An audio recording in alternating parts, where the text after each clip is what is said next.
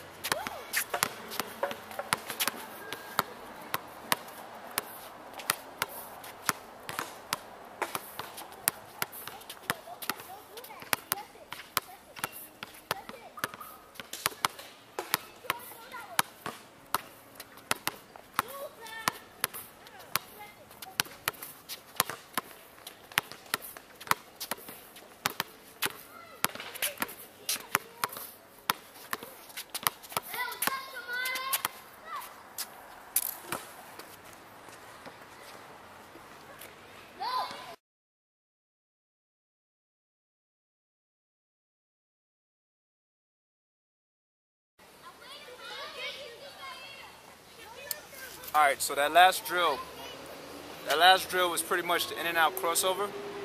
And the next one I'm going to work on is the Fakie Crossover. What this crossover does, it helps you to ward away the defenders in such a way that they're not going to know exactly what you're doing and you can evade them. So you make it seem like you're doing a regular crossover and you bring the ball back. And it's a pretty cool trick. It works at very high speeds. And some guys will fall on the floor if you do it right. So just check it out and let's see what happens.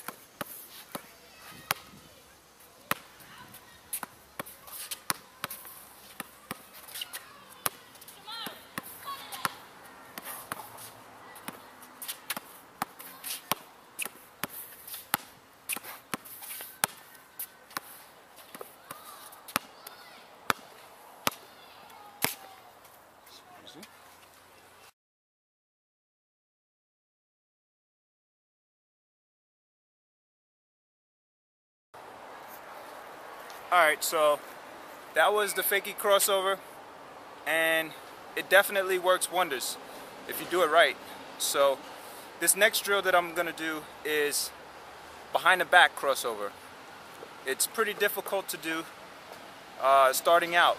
So you want to build up your momentum, and it may take about a week or two to a month to develop your forearms in such a way so that you can actually keep the ball coming back on both sides of your body, both right hand and your left hand.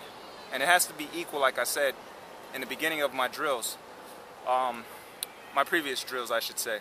So you want to make sure that you are well adapted before you get into this drill, because you're just going to keep stumbling and finding that it's defeating you. So this is more of an advanced drill, but over time you can develop it and it'll definitely help you. Alright, so check this one out real quick and let's see if it works out for you.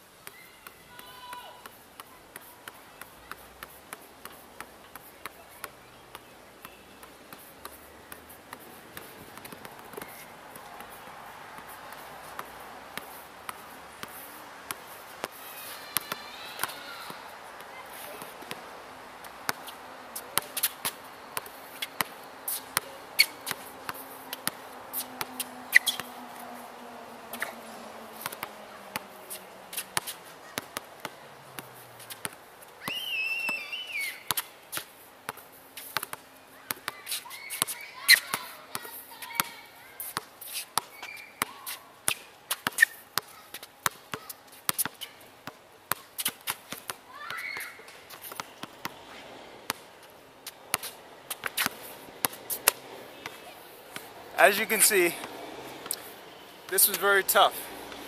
So I'm showing you that you can make a lot of errors. Your hands are doing all the judgment, so you got to judge the location of where your body is in reference to your actual hands. The lower you keep the ball, the more stabilized. You got to do it gently. That's the trick to it. You don't want to move it too fast. You want to do it nice and slow so that you can feel the ball release from your hands and you can time the ball coming back up through the air. And it's almost like juggling, you know, like clowns in the circus. They practice all the time.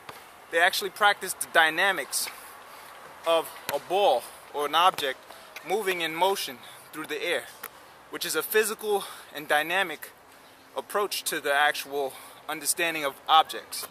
So dynamic means moving in fluid motion. So kind of like this. The trajectory, the path of the ball, you have to adapt to that while it's on the floor or if it's in the air. But definitely when it's on the floor, this is what you train your body to understand, the dynamics. So once you get more in depth and in tune with your body, your arms, forearms, and more balance, you're going to get adjusted to this move. And it'll shake up any defender pretty quick if you're moving at a high velocity, meaning if you're moving at a high pace and high speed. So when you're running down the court, you get used to this drill. Just be aware that somebody might fall again, and it's definitely to your advantage when you have your defenders on the ground and you're looking at them blowing right by. Make sure you give them a little smirk, you know, like that, and then they won't defend you too close, and they'll keep you like at a certain space. Or else, if they don't fall and if they don't back off, well, you might as well just think about passing the ball too, because some defenders, nothing is going to give them in. They won't give in, and they'll still be on you, and they'll probably strip the ball if you're not fast enough, and if they're too fast for you, and they have a lot of, you know, evasive moves and actions. So that's all I got for that one, and I'm going to show some drills of putting it all into motion, so that way you can see how it works on the actual court, and hopefully that works out for you. And this is Mike Pugh, Cloud Explorer from Hub Pages, and tune in as soon as I get back to the next tutorial videos. All right, so I'll see you in the live action movements and motion.